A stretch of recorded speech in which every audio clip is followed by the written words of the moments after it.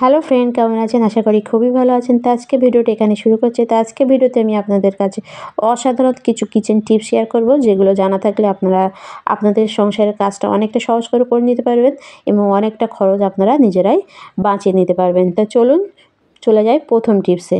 তা দেখুন, আলু আমাদের সবার বাড়িতে থাকে, এটা আমরা রান্নার কাজে ইউজ করি।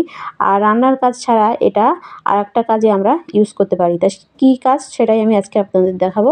তো প্রথমে দেখুন, আলুটা এভাবে একটু কেটে নিতে হবে। তা আলুটা আমি আগে থেকে একটা আলু কেটে রেখেছি।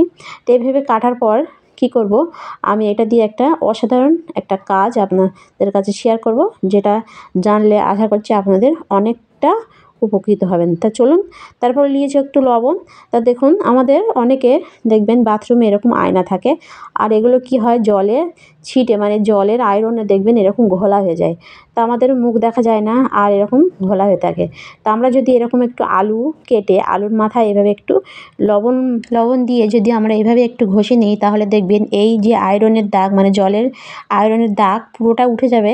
এবং আপনারা এভাবে যদি মাখিয়ে রাখতে পারেন, মানে একটু আলু দিয়ে এভাবে লবণ মাখিয়ে রাখতে পারেন, দেখবেন জল এতে পড়লেও জলটা মানে ছিটছিট যে দাগটা হয় সেটা আর হবে না, আর জলটা গড়িয়ে পড়ে যাবে, আর জলের কোনো আয়রনের দাগটাই থাকবে না। তা দেখুন, আমার পুরোটা প্রায় ঘষা হয়ে গেছে। তো এইভাবে শুধু মানে লবণ দিয়ে একটু আলুটা ঘষে দিতে হবে। দিলে তারপরে আপনারা ধুয়ে ফেলবেন, দেখবেন একদম মানে আয়নাটা একদম পরিষ্কার হয়ে যাবে, আর কোথাও একটু জলের ছিটের দাগ বা আয়রনের দাগ থাকবে না। তাই এরপর আমি এটা ধুয়ে আমি আপনাদের দেখাচ্ছি। তো এভাবে একটু ঘষে নিয়ে তারপর দেখুন আমি ধুয়ে দেখাচ্ছি এটা কতটা পরিষ্কার হয়। তো দেখুন, আমি এখানে সাবান সার্ফ কোনো কিছু ইউজ করিনি, সামান্য একটু লবণ আর একটা আলুর পিস নিয়ে আমি একটু ঘষেছি। তা দেখুন আমার আয়নাটা কতটা ক্লিন হয়ে গেছে। আর শুধু ক্লিন নয়, এতে এরপর জল পড়লে জলটা আর এতে বাঁধবে না, সঙ্গে সঙ্গে গড়িয়ে পড়ে যাবে, আর কোনো মানে দাগ, জলের যে ছিট দাগ এটা হবে না। তো অসাধারণ একটা আইডিয়া, এটা চাইলে আপনারা অবশ্যই একবার হলে করে দেখবেন। খুব ভালো একটা টিপস। এরপরে চলো আমি আর একটা টিপসে। দেখুন, এরকম নেল কাটার আমাদের সবার বাড়িতে থাকে, তাই এটা আমরা নখ কাটার জন্য ইউজ করি। তাই এটা নখ কাটা ছাড়া আমরা আর একটা কাজেও ইউজ করতে পারি। তা হয়তো অনেকে জানে, আর যারা জানে না ভিডিওটা তাদের জন্য। তাই এটা আমরা কী কাজে ইউজ করতে পারি। তা দেখুন, আমরা নেল কাটারটা নিয়ে, তা আমাদের অনেকের বাড়িতে দেখবেন সন্ধ্যে সকাল এরকম ধূপ আমরা দিই, কিন্তু আমাদের অনেকের বাড়িতে দেখবেন হয়তো এর কোনো স্ট্যান্ড থাকে না। তা আমরা যদি নেল কাটারটা এভাবে একটু ঘুরিয়ে এভাবে একটা স্ট্যান্ড বানিয়ে নিতে পারি, তাহলে দেখবেন খুব সহজে আমরা আমাদের ধূপ মানে যেখানে সেখানে নিয়েও যেতে পারি। আর এভাবে যদি আমরা একটা প্লেটের উপর রাখতে পারি, তো এর যে ছাইগুলো আমাদের মেঝেতে পড়বে না। তো এভাবে আপনারা নেল কাটার দিয়ে একটা স্ট্যান্ড বানিয়ে নিতে পারেন। এরপর চলে আমি আর একটা টিপসে।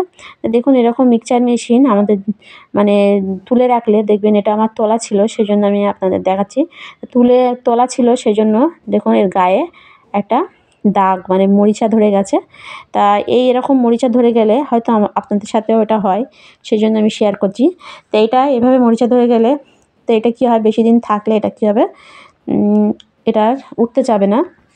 তো এটা খুব সহজে না ঘষাঘষি ছাড়া করে আপনারা কিভাবে তুলবেন, তা সেটাই আমি আজকে দেখাচ্ছি। তা দেখুন, আমি প্রথমে দিয়েছি 1 চামচ বেকিং সোডা মানে খাওয়ার সোডা, তারপর দিয়েছি একটু ভিনিগার, দিয়ে এভাবে একটা মাজুনি নিয়ে ভালোভাবে একটু গায়ে এভাবে লাগিয়ে দিতে হবে। এভাবে লাগানোর পর কী করবেন, আপনারা একটা নিয়ে নেবেন আলু। আর আলু আমাদের সবার বাড়িতে থাকে, তাই এভাবে একটু আলু নিয়ে তাতে একটু লবণ দিয়ে দেখুন আমি ওই যে মিশ্রণের ওপরে এই লবণটা দিয়েছি, এভাবে দিয়ে এভাবে একটু যদি ঘষতে পারেন, তাহলে দেখবেন কোনো ঘষাঘষি ছাড়া সামান্য একটু এভাবে ডলা দিয়ে এই আলুর মিশ্রণ দিয়ে ডলা দিলে দেখবেন খুব সহজে এই যে মানে দাগটা, মরিচার দাগ একদম উঠে যাবে। আর একদম এই মিক্সচার মেশিন, শুধু আপনারা মিক্সচার মেশিনের এই কৌটোগুলো না, মানে আপনারা চাইলে যে কোনো স্টিলের জিনিসে এভাবে যদি মরিচা ধরে যায়, এভাবে পরিষ্কার করে নিতে পারেন। দেখুন কতটা পরিষ্কার হয়েছে, দেখুন আর একদম নতুনের মতো হয়ে গেছে। তা আপনারা চাইলে এই টিপসটাও ফলো করে দেখতে পারেন, অসাধারণ একটা টিপস। তো এরপরে চলে যাব আমি আর একটা টিপসে। তো দেখুন, আমাদের সবার বাড়িতে এরকম কাঠির মাদুর থাকে।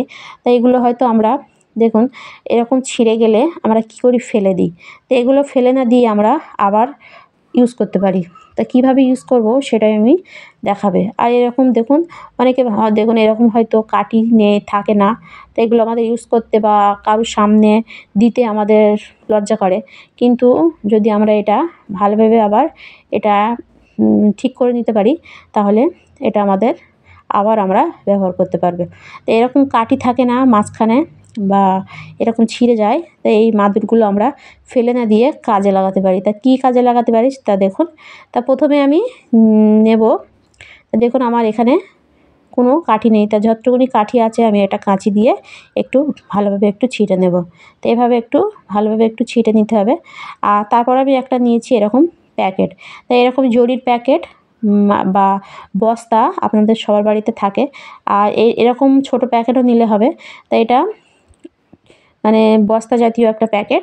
তো এটা আমি একটু কেটে নেব, কাটার পর আমি আপনাদের দেখাচ্ছি। তো দেখুন আমার কাটা হয়ে গেছে, আর এর ভেতরের পিঠটা এরকম। আর এভাবে এরকম নিয়ে আমি কি করব, আমার যেখানে দেখুন এখানে দেখুন আমার এই মাদুরের মানে এই পজিশনটা কোনো কাঠই নেই, ফাঁকা। এই পজিশনে যদি আমরা এভাবে দিই তাই কোনো দিন থাকবে না। তো এটা কিভাবে লাগালে এটা আমরা ভালোভাবে আবার মানে ইউজ করতে পারবো সেটাই আমি দেখাবো। তো দেখুন এভাবে কাঠি থাকে না সেই সব পজিশনটা আমরা যদি এরকম একটা প্যাকেট কেটে দেখুন প্যাকেটটা আমি কীভাবে নিচ্ছি, এভাবে একটু ভাঁজ করে নিতে হবে। দেখুন এইভাবে একটা ভাঁজ দিয়ে আবার এবার থেকে একটা ভাঁজ দিয়ে দেবো। তো এভাবে একটু দু সাইডে ভাঁজ করে নেব, ভালোভাবে একটু ভাঁজ করে নিয়ে এটা আমি একটু সেলাই করে নেব। মানে মাথার ওপর দিয়ে মানে এই যে প্যাকেটের ওই মাথা দু মাথা, হ্যাঁ ওই পজিশনটা, এই পজিশনে একটু সেলাই দিয়ে আমি আপনাদের দেখাচ্ছি তারপরে আমি এটা কী করি আর এটা কী কাজে লাগাই। তারপরে দেখুন আমার সেলাইটা দেওয়া হয়ে গেছে। এরপরে দেখুন এটা আমি কী কাজে লাগাবো দেখুন।